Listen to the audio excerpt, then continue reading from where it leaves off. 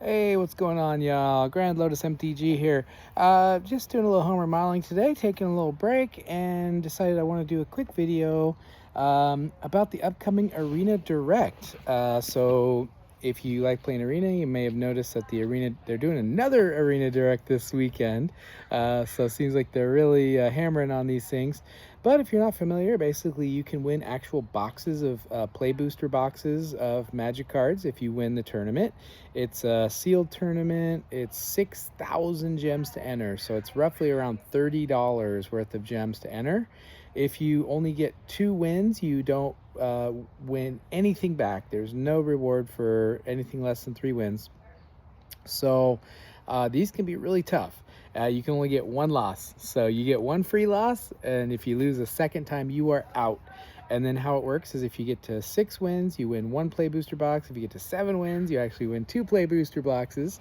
I ended up doing a few of these on the last one. I did 5 runs and I won 3 boxes. So I actually had some good luck. I had a 7 win, a 6 win. Those were the 3 boxes I won. One of my runs, I won 3 games, which I got about half my gems back. And then I had 2 runs where I got 2 wins. And so I literally just got 0 gems back. And so those are rough. I mean, the runs where you get like 3 to 4 wins, at least you're getting something back. 4 wins, you're getting almost all your gems back, just like a couple hundred short. So 4 wins feels okay, but when you get like 2 wins and you get nothing back, I mean, it is brutal. So I wanted to give you a couple tips if you're thinking about doing the Arena Direct of some things that I've learned. I'm new to these. I've only done a couple of them, and so a couple things that I've learned that might help you out. One is that card advantage is absolutely huge. In sealed, the decks tend to be a little slower, and so you tend to have a little bit more time to like draw some cards. And a lot of the games, people are playing a lot of removal, and you know, if you don't have card draw and sources of card advantage in your deck, you can just get absolutely outclassed in the late game. So you know, you play your 2-drop, you play your 3-drop, they remove both of them, and you know, next thing you know, you start top decking lands, and they're over here drawing 2-3 cards extra every turn, and you're gonna lose that game. So that's why I think Witherbloom has probably, I think, the lowest win rate for these sealed tournaments. I've played a couple Witherbloom decks that had like some massive bombs and stuff, but if you just, you know, they remove a few of your first couple creatures and then you just run out of gas. So easy. So if you're playing something like a Witherbloom, my recommendation is to splash blue or splash some other color that's going to give you that card advantage, blue being the most obvious because you have the crossover with the Quandrix cards that can draw you extra lands, can draw you a bunch. There's a ton of card draw in the blue colors. So if you see a Stock Up or Embrace, the Paradox or whatever it is, 5 mana, draw 3, that can dramatically help your Witherbloom decks get there. The other thing is, typically in sealed, you're probably going to open at least 1 bomb, probably 2 bombs in your rare slot. And so having the card advantage to be able to get through your deck and find your bombs that are going to win you the game is absolutely crucial. I had on my run that I did, I won 6 games. I won 1 box. I had Together as One was one of my bombs, and I could have just done a 2-color deck. I had a pretty strong 2-color deck, but I actually splashed a 3rd color and then threw in an off-color dual land because I just wanted, that was pretty much one of the absolute best cards in my pool. I think that and Antiquities on the Loose were my 2 bombs in my rares, and I wanted to make Together as One better. If I had played 2 colors and maybe threw in an off-color dual land, my best case scenario was maybe Together as One for 3, which is fine. You know, it's still a good card, but more likely than not, there'd be a lot of times if I didn't find that off-color dual land, I had no other sources of mana color generation, so I would have been playing that for 2 a lot of the time. Together as One for 2 is actually kind of sad because you're paying 6 mana to draw 2 cards and do 2 damage to something. That's not good. So Together as one for 3 is totally fine. Together as one for 2 is pretty bad. So I was able to hit it for 3 and 4 very regularly with my 3-color deck. And a lot of the games I had ways of getting it back from my graveyard with like the Squirrelsmith and the Zealous Lorecaster. There were games where I cast Together as One 3 times. And you would think with a card that's like a 4, Together with One is like basically a 4 for 1, where if you play it, let's say you play it for 3 colors of mana, which I was doing very easily. You deal 3 damage to one of their creatures and kill it, so that's 1, and then you draw 3 cards, so that's a 4 for 1 right there. And then if you can hit it for 4 colors, which I could do every now and again, I was pulling off. You know, that's a 5 for 1. You know, that card is insane when you have a 5 for 1 in your deck, and then you can recur it from the graveyard. I'd cast it again, get another 5 for 1, and the games were still going. I mean, people are making, in this format, there is so much good, so many good cards between the creatures, the spells. There's so many 2 for 1s, there's 3 for 1s, there's 4 for 1s, there's 5 for 1s. There's so many huge game-shattering bombs that people are building some amazing decks in these sealed tournaments. And I had games where I was like, okay, you know, boom, I got Together as One, I killed their best creature, I drew 4 cards, like this game is over. And then they would do other stuff where they were drawing a ton of cards and they were dropping bombs, and it's like, holy cow, these games would go and go and go and go and go. If you haven't checked them out, I recorded them, so they're on my YouTube. Go check them out. These were some of the most absolutely insane games I've ever played on Arena. It felt like a game of Commander or something. I mean, there was so much card draw, so much removal, so many quality creatures. I mean, these decks were absolutely nuts. And games were going to somebody running out of cards in the library. And I actually won multiple games, not to spoil the video for you if you go to watch it, but I won multiple games by casting Together as One once or twice during the game and me drawing cards, and then they would get down to like 3 cards in their library, and I'd cast Together as One and make them draw the rest of their library and kill them that way. So, I mean, these games go absolutely, absolutely crazy. So card advantage is absolutely critical if you're going to win, because these games are probably going to go long, and if you run out of gas and start top decking lands, it can just be game over. The second tip I'll give you is early interaction, cheap interaction, whether that be a bounce spell or just removal. Counter spells are huge in this format. But you need the cheap ones, like the Essence Scatter or something if you're doing counter spells, because another way that you can lose games is there are good aggro curve out decks that can just beat you down super fast. So some of the games that I lost were because I, got a bad hand, I had to mulligan, and then I get another slow, clunky hand, and the opponent is playing like Silver Quill or something, and they just go 1-drop, 2-drop, 3-drop, and they're on the play. So, if you don't have like a 2-mana removal, you're pretty much just like toast.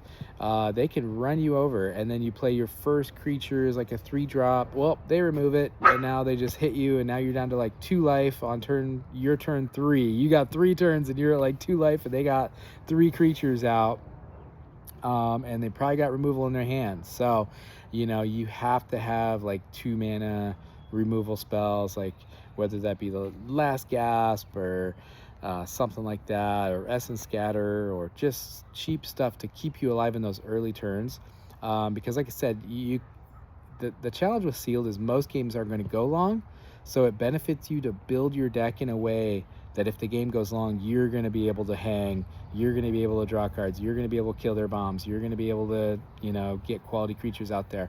So you kind of have to build your deck in a late game fashion for sealed, in my opinion. But you need that cheap interaction just in case you go against that random aggro deck that just curves out perfectly, and they're on the play and you're on the draw, and you just have to be able to survive the first couple turns just to get the game to stabilize. And then if you do stabilize, you're going to win against the aggro deck pretty easily, because they're not going to have the card draw. They're not going to have the super high quality big creatures and stuff. So they're not going to have the Snarl Song that can gain you life and get big blockers on the battlefield. So if you can stabilize and survive the first like 3-4 turns of the game, then you're probably going to take over the game and win. The final thing I will say, I'll go ahead and wrap it up with this, is be really careful before queuing up for one of these arena directs. I have been trying to improve it limited. Limited is my favorite format, and I've been playing regularly, drafting regularly for like the last 2 years, which compared to other Magic players, that's not even that long. But I do my Friday night draft at the LGS like almost every Friday. That's my Friday night activity. I like to do the pre-release tournaments, so I have some experience with sealed. I've done a few sealed events. And so I'm pretty comfortable with my limited gameplay, even though I have a lot to learn and a lot to improve on. And that's kind of one of my main goals of what attracted me to the Arena Direct is the extreme high difficulty level of like you're playing against really good players, really good decks. And so to improve my limited gameplay, I was like, hey, I'll try the Arena Direct and notch that difficulty up to like 9 out of 10 or 10 out of 10 difficulty, and really see if I've got what it takes to win some of these. And I did win a couple of them, so that was awesome. But I also had ones where I just got nuked, and lost all my gems. So full transparency, I ended up spending about $170 on gems to do 5 runs. I won 3 boxes, so that's over 400, probably around $450 worth of boxes of cards. So I tripled my money, so that was great, But if you don't have the money to like do a few runs, I would probably, if you only got 6,000 gems, I would just draft if I was you, because you can easily open a weak sealed pool, and you get mana screwed 1 or 2 times and it's over. It's like other people open a really strong sealed pool, they got these huge bombs, they got a sweet streamlined a deck that functions really well, and sometimes you open a garbage sealed pool and your chances of getting more than a win or 2 is pretty low. You're almost like hoping your opponent gets mana screwed because they probably got a better deck than you. So as I said at the beginning of one of my videos, I was like, hey, I might be lighting some gems on fire here, and that's totally possible. Even so, one, if you don't play a lot of limited, I would avoid these. If you don't, if you haven't played a lot of sealed, if you haven't done a ton of drafts, and I would avoid these. 2, if you haven't played a lot of Secrets of Strixhaven, so let's say you're a good limited player, you're comfortable with your limited gameplay, but you haven't had time to really, or interest in really drafting this set, if you've only drafted this set 2 or 3 times or something, I would definitely not do these. You can just lose your gems extremely fast, extremely easy. And then 3, I would say if you don't have the money to at least do 2 or 3 runs, I would say probably avoid it too, because just opening your first 6 packs and seeing what your rares are, that can be like a lot, like spinning the lottery, like pulling the arm on the slot machine. If you get a good sealed pool, your chances of winning can be high. If you get a bad sealed pool, let's say you get 6 rares, which is kind of low, you're guaranteed to get at least 6 rares, but let's say you get 6 rares, no mythics, 2 of them are dual lands, and 2 of them are just complete bulk, like weird janky rares that you don't want to play, and you only get 2 good rares, but they're in weird colors, like one's white and one's blue, colors that don't generally go together that often unless you're playing like 5 color or 4 color. Yeah, that sucks. And then you open up your sealed pool and your commons and uncommons are just all over the place, and your white is your best rare, but your white commons and uncommons are like non-existent. It's just, you can just get a bad sealed pool. And so I would hate to see somebody spend 6,000 gems, you spin the wheel, you get a really bad sealed pool, and you're like, well, I'm probably going 2 and 2 and getting 0 gems back, and maybe you get lucky and get a 3rd win. But if you don't have a good sealed pool, you're probably going to get smoked. So yeah, those are my tips for the Arena Direct. I had a blast. I really did have a good time doing it. It's like that high pressure, high reward kind of scenario, and I had just some absolutely insane back and forth battles that some of them I pulled out. I don't even know how I pulled out the win, but hung in there and pulled out the win at the last second. It's like, oh my God. So they are fun. But just think hard before you sign up for one of these, because yeah, they are extremely difficult. extremely difficult, and you have the chance of lighting your gems on fire. So if you're like debating on doing it, yeah, think before you do it. You can light your gems on fire. So all right, thanks for watching. If you want to see my runs, just check out my YouTube channel. I posted a couple of the runs that I won some boxes on, and had a lot of fun. So almost to my first 50 subscribers. I'm trying to hit my first 100. So yeah, if you like my content, please hit that like and subscribe button. All right, take care.